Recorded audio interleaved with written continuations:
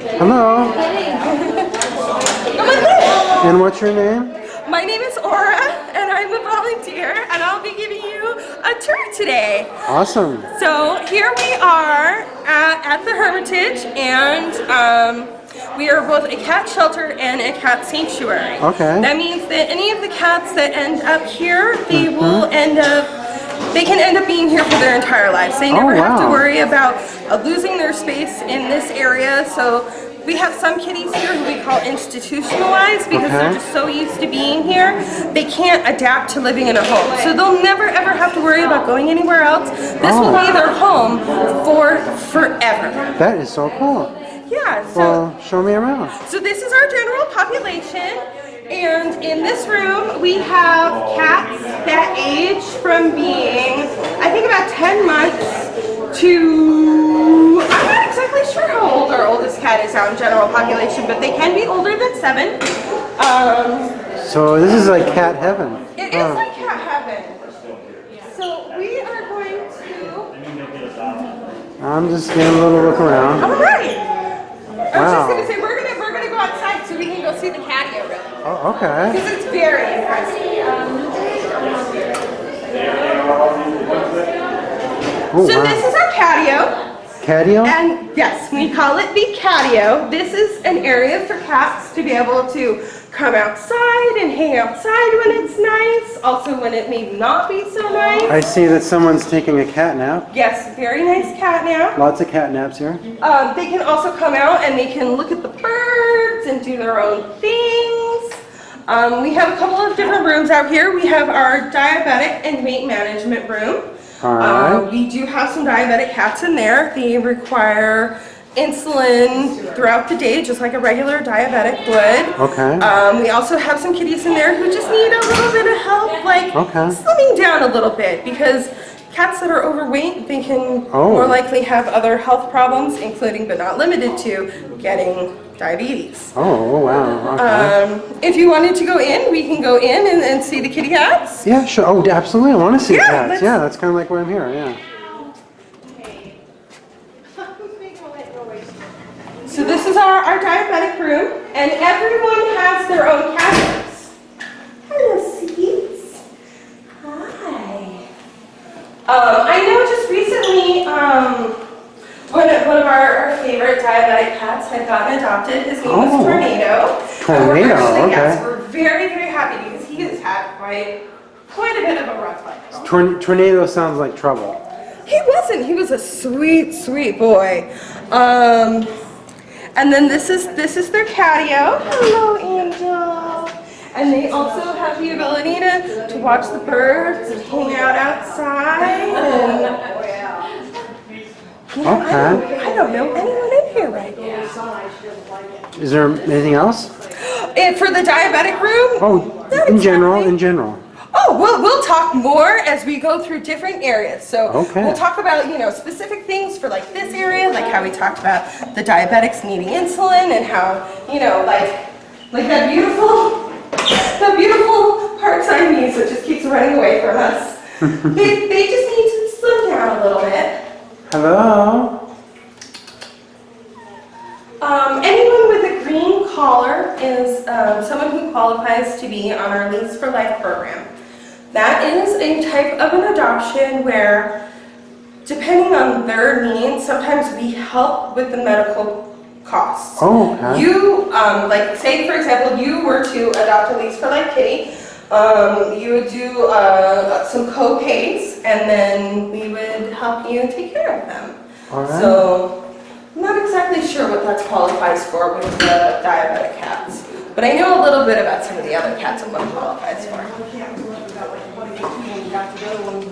All right. So now we're going to go back into this back corner over here, and we are going to go into the FIV room. Okay, all right. Well, this is cool. I've never been here. Oh, look at this. It's the cat motel. It's the cat motel, yeah.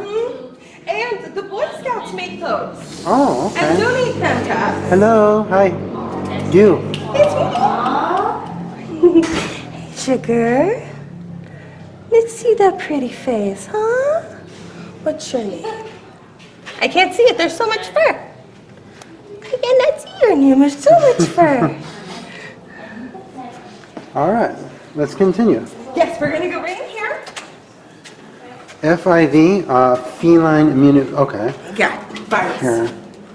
Oh, we need you to come the whole way in. We want to make sure that nobody goes okay. in or out. So if we'll have you do a close-up on that as soon as we leave. Oh, that's fine. I'll make sure you get one before we go into the FEL room.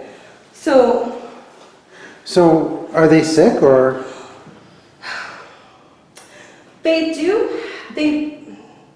We do a blood test, and it tells us whether they are FIV positive or FeLV positive. And what is that? I'd have to look at the door because I always forget what the abbreviation stands for.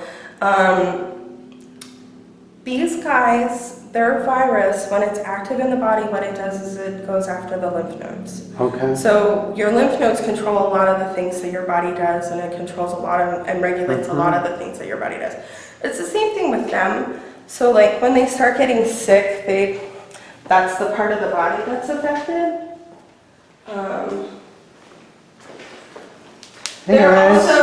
These guys are also more prone to getting stomatitis. Stomatitis is a gum disease. Okay. So basically their gums just start having, the only way I can think of it is their gums start having problems and then they attack the teeth. Oh. So we pretty much just have to remove the teeth in order to help the problem go away. It doesn't always solve the problem, but normally that's like, it'll fix, kind of, I don't want to say fix because I'm saying it in my head and it sounds wrong, but it should help eliminate the problem. Now that's not always the case. Sometimes they do need to continue to take medication. Like we normally have a lobby cat who she is back in medical right now and so mad about it. But Chessie lives up in front and she has stomatitis and she has to take medicine for it every single day. See, that's why you're here to explain things like that, because I would just give it a cat Listerine. Well, you know, that's one, you're gonna have a really hard time like trying to get your cat to have Listerine in their mouth, but also, you know, it might be bad and dangerous for Kitty's health. Hi. These guys have their own Catio. Very quietly. Very quietly. Look right over there. Very, very quiet. Look right over there. Her name is Lynx. The one on the outside. Thanks. And she is one of our feral cats. Okay. Do you know what a feral cat is? Not really. Okay, so Lynx is a feral cat. Lynx is very beautiful, but no one will ever be able to touch Lynx.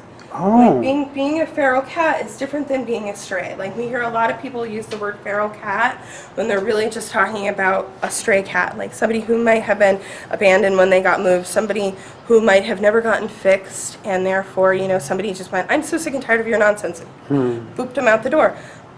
Lynx is a feral cat. Lynx will not let people come near her. She knows right now that we can't get to her. That's part of the reason that she is okay sitting right there and just being right there, because she knows we can't get through the fence. Now, if we go too close to her and make too much noise, she'll run away and take off because she just does not have the ability to trust us. And she'll never ever be a house cat. Like this, we try our very, very best to make sure that she has everything that she needs, and we try so hard to make sure that she knows that she's loved, even if she cannot trust us. Well, yeah. So this whole place is about love. we try very hard. And what's her name? It said Lynx? Lynx. Lynx, okay, all right. And we have a So couple I actually do have a question. Okay. You had on the Facebook that you have a whole bunch of kittens. You still have kittens? We still do have I think people would kittens. love to see the kittens. Well, we will get there eventually. I just decided we'd come this way because right now the kittens are very, very popular. And I feel that maybe some of the adults have been a little overlooked today. So Okay, well these guys are awesome, yeah. yeah. So next we're going to go into the FeLV room.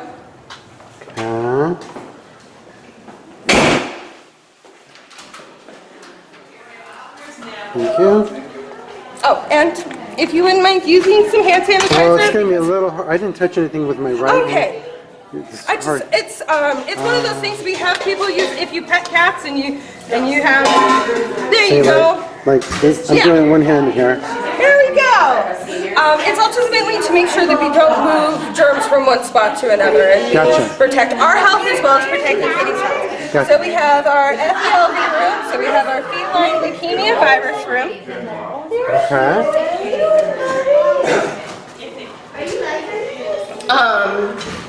Just like it says on the door, these guys are more prone to getting leukemia, more prone to getting cancer. Oh, wow. Just because they have FIV or they have FeLV does not mean they live shorter lives. It does not mean they live less fulfilled lives. It just means that their blood test said that this is what they are. What is, I'm just curious, is this their drinking? This fountain, this is, we have a lot of water fountains around because cats are more likely to drink moving water. Okay. Moving water means water is clean. It's water that sits, also known as stagnant water. Cats and other animals that are predators will not necessarily drink from it because it can be contaminated and it can be bad for them. So that's pretty clever. So they ultimately really like the water fountains, and I believe they're cleaned like every day. Okay, well, great, great. All right, onward. Yes, we're gonna go out. We're gonna go out and look at all the catios. Hello. Hey, you. Hi, honey.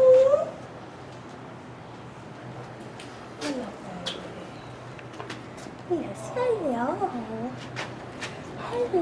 Hello. Hi. All right. Yeah, so. Hello.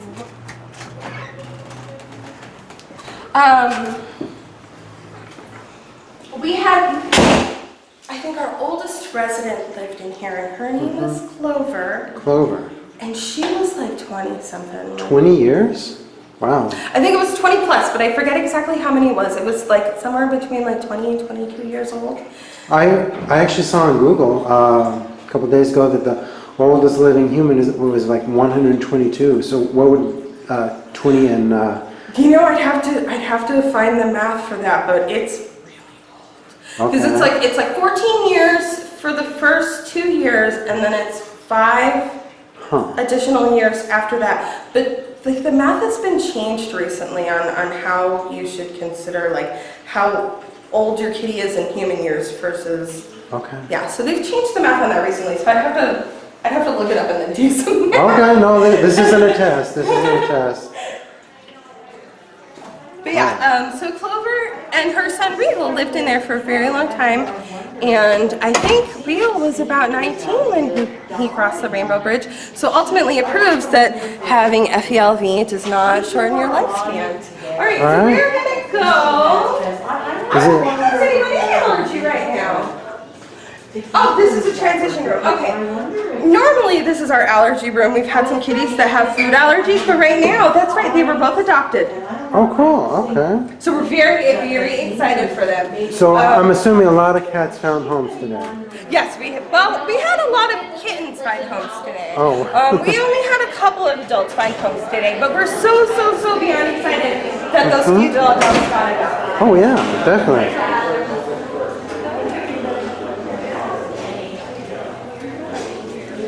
So, do you want to see some kittens now? Oh, definitely, definitely. All right, let's go see some kittens. Here they are.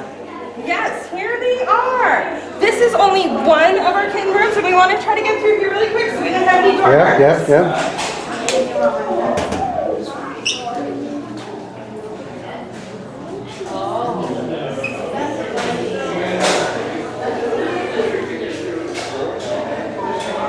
At the beginning of the day, the count was that we had 99 kittens. Wow. We're trying to get it out today.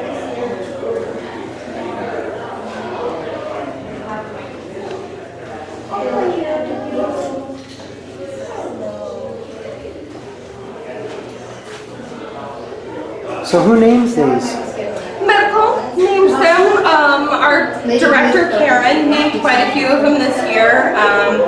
At one point in time, we had 17 bottle babies come in all at once to the Hermitage, And our director Karen named them all after jazz musicians. So, oh, cool. the ones that I got sent home with Mary Lou and Ella Fitzgerald and Billie Holiday and Miles Davis. That's Davis. cool. That's cool. Yeah. All right. I think Take a look at this. she growled at me before, so I'm kind of a little hesitant. And then some of these larger kitties that are in here are mommies. Oh. Because, you know, along with some of the specials that we did today, we also are running, you know, a mommy isn't special. So, you know, if you adopt a baby and you adopt a mommy, then it's really fun. I mean, I haven't actually had the opportunity to do that, to foster a mother with her babies, because I always end up with bottle babies who need me most. Yeah. But apparently there is no other dynamic than having a mom stay with her baby. It's just, she always will be a mom, and she's always going to take care of this tiny little kitten. It's always just going to be precious. But all right. Is that basically it, or? well, we have another kitten room to go into. All right. Let's see that last kitten. So we've got another kitten room to go into and explore and see, and you switch over to the